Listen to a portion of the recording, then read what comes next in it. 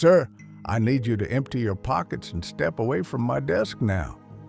Bank manager Richard Pierce's voice sliced through the opulent air of Sterling National Bank. He shot to his feet, his expensive chair screeching against the polished marble floor as he aimed a trembling finger at the black woman sitting calmly before him. The entire lobby fell silent. Before we continue, tell us, where in the world are you watching from? Drop it in the comments below. And if you enjoy the story, don't forget to like the video and subscribe for more powerful content like this. Customers mid-transaction froze, their eyes drawn to the drama unfolding.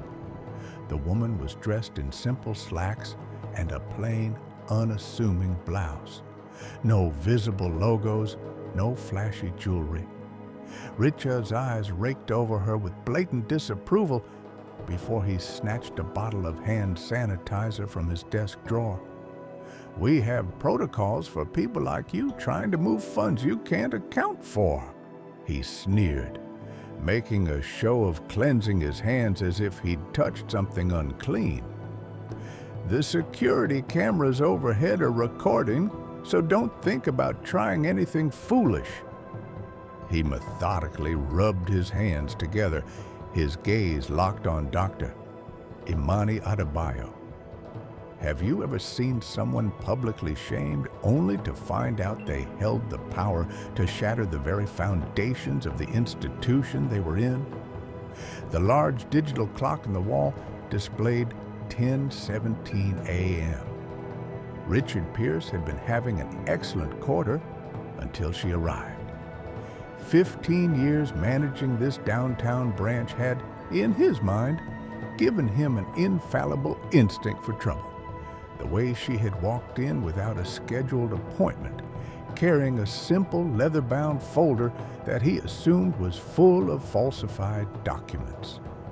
"Let me be frank," Richard announced, his voice projecting across the silent lobby for everyone to hear. "You submitted an online request to transfer $14 million.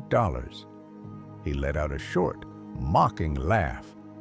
"Do you have any comprehension of what kind of verification that requires?" Dr. Adebayo's phone vibrated softly on the polished desk. The screen lit up with a caller ID, Director Evans, U.S. Cyber Command. She silenced the call without a glance, her focus remaining entirely on Richard's escalating performance. "Sir, I would prefer to handle this matter with discretion," she stated, her voice even and low. "Oh, I'm sure you would," Richard retorted, loud enough for an elderly gentleman at a nearby desk to overhear. Mr. Harrington, a client with the bank for over 50 years, shifted uncomfortably in his seat, but said nothing. In the corner, a 19-year-old college student named Leo had his phone up, discreetly live-streaming the encounter to his followers. The viewer count began to tick upward. 212, 458, 733. Comments poured in. "This is unbelievable. Is he serious? Someone needs to get his name." A young teller named Sophia, working behind the reinforced glass, watched with a knot in her stomach. She'd been at this job for 2 years, sending money back to her family in Venezuela. Challenging her manager meant immediate dismissal, but staying quiet felt like endorsing the poison being spewed just a few feet away. Richard dramatically opened Imani's file. "It says here, you're the director of a private research group." He looked up, his expression a mask of feigned concern. "That's a very creative title, but banks operate in the world of facts, not fantasies." The security guard, a man named Carlos, moved a little closer to the entrance. He recognized something in the woman's demeanor. It wasn't fear or anger. It was a profound and unnerving patience, the kind possessed by people who are used to being in complete control. Her posture remained perfect, a stark contrast to Richard's agitated theatrics. These people think they can just walk in and play games, Richard muttered to his assistant, who was hovering nervously behind him. It's like they see a movie and think multi-million-dollar deals happen without a lifetime of work and connections. Inside Imani's unzipped folder, the corner of an official-looking ID was barely visible. It bore the seal of the United States Department of Defense. The live stream viewer count passed 1,500. Leo carefully angled his phone to capture Richard's face. "Ma'am, I am trying to prevent a major security incident," Richard declared. "High-value transfers require a level of scrutiny that I don't believe your research group can withstand." He gestured grandly at the marble pillars and high ceilings. "This is Sterling National. We don't just hand out money based on a dream." At last, Mr. Harrington spoke up. "Excuse me, Richard, but is this public spectacle truly necessary? You're embarrassing the woman." Richard turned to the elderly client with a practiced, patronizing smile. "Mr. Harrington, I value your input, but we must be vigilant. We have strict protocols to protect our institution from sophisticated fraud attempts." The word fraud hung in the air, electric and venomous. Several other customers now had their phones out, recording. The live stream count jumped to 2,800. Imani's phone buzzed again. The caller ID now read SECDEF, a common acronym for the Secretary of Defense. Again, she declined it. "Sir," she said, her voice still unwavering, "I assure you, my credentials will withstand any level of scrutiny you require." "Oh, I'm sure you think so," Richard shot back. "You probably printed them out this morning." He stood up, using his height to loom over her.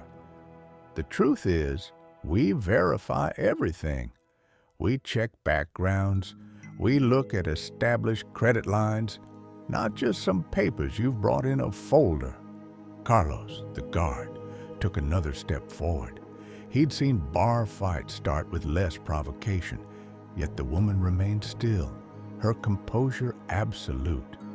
It was the calm of a predator, not of prey. "I believe," Richard announced to his captive audience, "that we need to involve federal authorities. We have a zero-tolerance policy for financial fraud." The live stream comments erupted. "This is a hate crime. Fire this man now. What bank is this?" Sophia watched Imani through the glass. Still nothing. No fear. Just a quiet, focused observation, like a scientist studying a specimen. Richard picked up his desk phone. "I'm calling the FBI. We have a potentially fraudulent actor on the premises." "Sir," Imani said quietly, "are you absolutely certain that is the wisest course of action?" A flicker of doubt crossed Richard's face for a millisecond, a brief moment of sanity. Then his hubris returned like a tidal wave. "Ma'am, I've been doing this for 15 years. I know exactly what I'm doing." He lifted the receiver and began to dial. The clock read 10:32 a.m.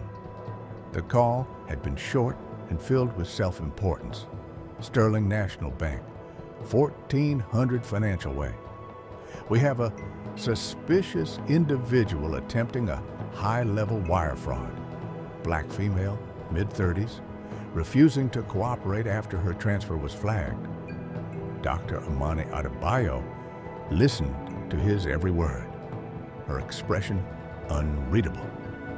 Her eyes followed Richard as he hung up the phone, a smug look of satisfaction on his face. "The FBI will be here within minutes," he announced to the lobby. "I suggest you leave now before this escalates into a federal arrest." The live stream had gone viral. Leo's viewer count surged past 10,000, as local news accounts began sharing the link. A new hashtag, #Sterling Shame, was trending. A few blocks away, a news van from a local affiliate was already en route, alerted by their social media desk. Back in the bank, Sophia had seen enough. She walked over to her assistant manager, Mark, who was trying to look busy behind this counter. "Mark, this is wrong," she whispered urgently. "He's humiliating her for no reason. She just wanted her paperwork processed." Mark, a timid man promoted for his loyalty, not his leadership, refused to meet her eyes. "Richard is the manager, Sophia. We don't question his judgment." "But what if this gets out? What if corporate finds out?" "It won't," Mark said, his voice betraying his lack of confidence. "Richard knows the right people." Mr. Harrington stood up, his checkbook clutched in his hand. At 80 years old, with a 7-figure portfolio at this branch, his opinion mattered. "Richard," he called out, his voice firm, "my name is Arthur Harrington, and I've been a client here since this branch opened. You will stop this immediately." Richard's tone shifted on a dime. Mr. Harrington was a whale, the type of client that padded his yearly bonus. "Mr. Harrington, of course. Is there an issue?" "Yes, there is. You are treating this woman like a common criminal when all she has done is present paperwork. It's a disgrace." The challenge was direct. Richard could feel the weight of a dozen phone cameras on him. "Ma'am, with all due respect, we have to follow our security protocols." "Security protocols for what?"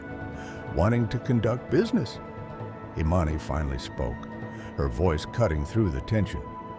"Mr. Harrington, thank you for your support, but I can assure you this situation is under control." The way she said it sent a chill down Carlos's spine. It wasn't a plea or a hope. It was a statement of absolute fact. Richard sensed he was losing the room. He had to reassert his authority. "Ladies and gentlemen," he boomed, "I realize this looks unpleasant, but we have a duty to protect this bank from fraud. This individual requested a $14 million transfer with what appears to be fabricated documentation."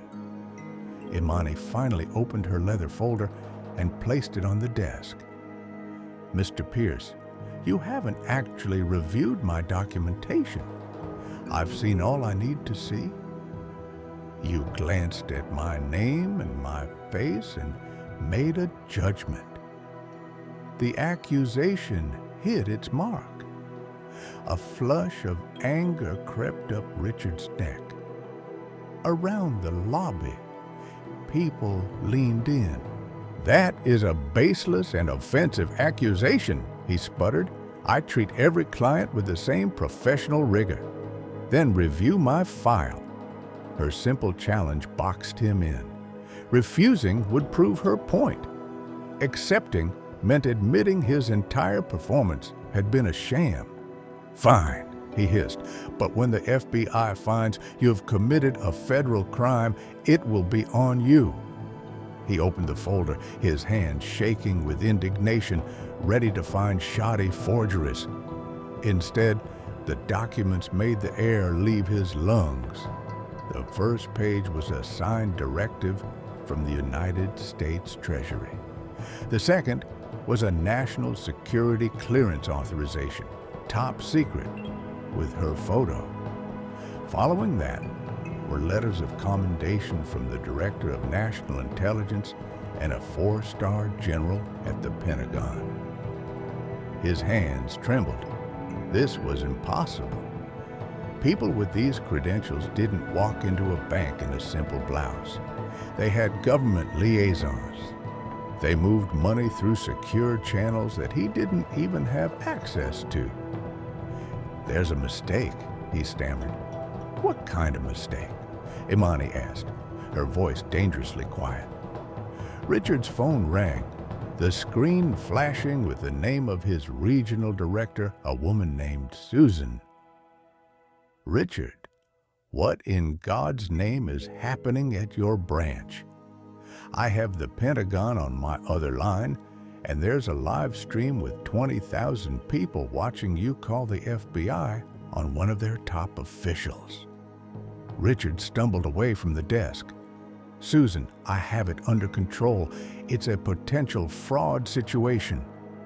"Richard, corporate is in full-blown panic.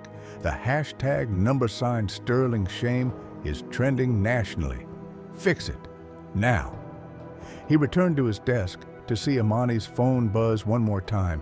The caller ID now read POTUS. She declined the call from the President of the United States. "Sir," she said, her voice now holding a note of command, "these documents need to be processed." "Of course," he croaked. "Let me just—" The bank doors opened with a chime. Two men and a woman in dark, crisp suits entered. They moved with an efficiency that was terrifying. "FBI," the lead agent announced. "We received a report of financial fraud." Richard felt the floor drop out from under him. He was about to accuse a top-level national security advisor of fraud in front of 20,000 viewers, his own director, and now the very federal agents he had summoned. For the first time all morning, Dr. Imani Adebayo allowed herself a small, cold smile. The clock read 10:48 a.m. 3 federal agents stood in the lobby while over 30,000 people watched online. Agent Thorne, the man in the lead, approached Richard's desk. "You're the one who called in the report?" Richard's confidence had evaporated. He gestured weakly at Imani. "This individual, she presented questionable documents for a very large transfer. I was following protocol." "Questionable?" Agent Thorne's partner, Agent Jacobs, asked. She noted Imani's calm demeanor and the official-looking folder on the desk. "She simply requested that you process a transfer. That's why you triggered a federal response?" The live stream comments scrolled in a blur of mockery and rage. "He called the feds because a black woman had money. This guy's finished." Imani stood up slowly, her movements measured. "Officers, I believe this is all a grave misunderstanding." She reached into her folder and produced a small leather credential wallet. She flipped it open. The effect was instantaneous. Agent Thorne snapped to attention. "Federal credentials," she said, her voice now resonating with the full force of her authority. "Dr. Imani Adebayo, Senior Advisor, National Cybersecurity Council, Department of Defense." The silence in the bank was absolute. Richard's jaw hung open. Mr. Harrington let out a soft whistle. Carlos, the security guard, straightened his posture, a reflex from some long-forgotten training. Agent Thorne examined the credentials. He knew the security features to look for: the micro-printing, the embedded holographic seal. They were real. "Ma'am," he said, his tone shifting to one of deep respect. "My apologies for the intrusion. What is your directive?" "I am here conducting a pre-scheduled secure funds transfer for a critical national security initiative. This transfer was approved at the highest levels. Mr. Pierce, however, seems to be a new and unforeseen variable in the equation." Richard felt his knees buckle. A variable. 15 complaints of discriminatory practices have been filed against this branch in the last year. Imani continued, her voice cool and factual. "My presence here today was not just to move funds, but to serve as a real-world audit of your branch's compliance with federal anti-discrimination laws. An audit you have just failed in spectacular fashion." Richard's face turned ashen. An audit. Imani opened her folder again, revealing a tiny digital recorder, its red light blinking steadily. Every word of our 46-minute interaction has been recorded as evidence for the Department of Justice.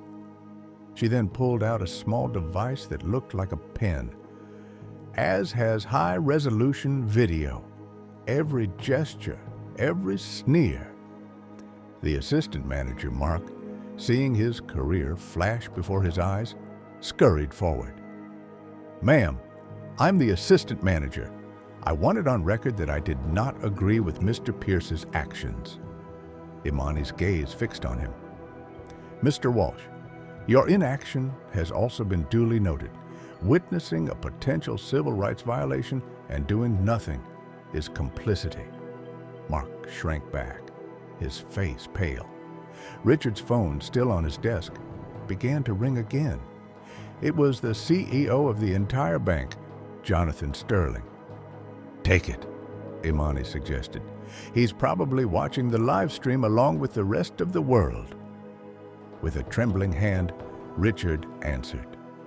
"Mr. Sterling, I can explain." "Richard, what have you done?"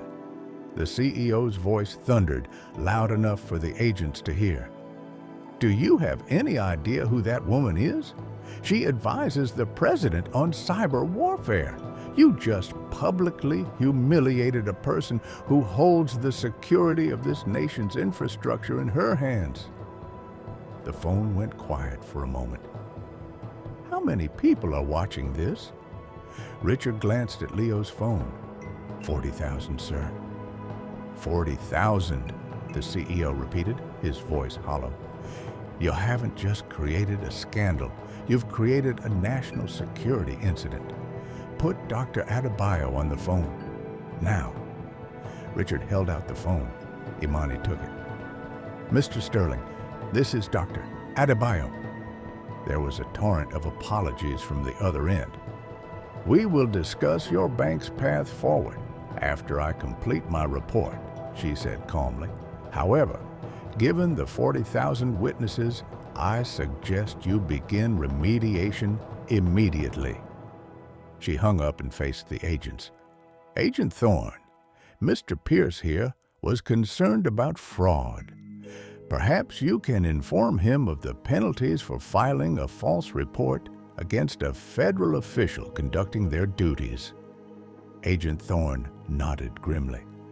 "Obstruction of a federal matter?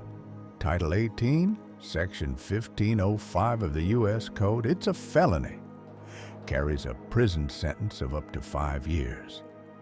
Richard finally collapsed into his chair. He had summoned the FBI to arrest a woman, and now they were discussing his own prison sentence.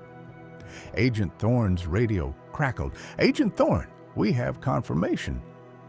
Director Evans is on the line for Dr. Adebayo. He says the secretary is asking for a live feed." Imani nodded. "Patch him through to my device." She turned back to Richard. "Mr. Pierce, you made comments about people like me. You suggested my organization was a fantasy. You did all this while I was attempting to authorize the transfer of $14 million to fund Project Chimera, a joint cybersecurity operation with our NATO allies. Your instincts nearly jeopardized the digital security of the entire Western world." The front doors chimed again. A woman in a severe corporate suit strode in, flanked by 2 lawyers. It was the regional director, Susan. She saw the FBI agents, the live streaming phones, and Imani, and her face went white. "Dr. Adebayo," she began, "on behalf of Sterling National, we are terminating Mr. Pierce, effective immediately. We will comply with any and all federal requirements." "Good," Imani replied. "Your remediation starts now. Ms. Sophia," she called out to the teller, "please step forward. You are now the interim branch manager. Your first task is to process this transfer." Sophia stared, stunned, as a future she never imagined unfolded before her. A future born from one woman's refusal to be erased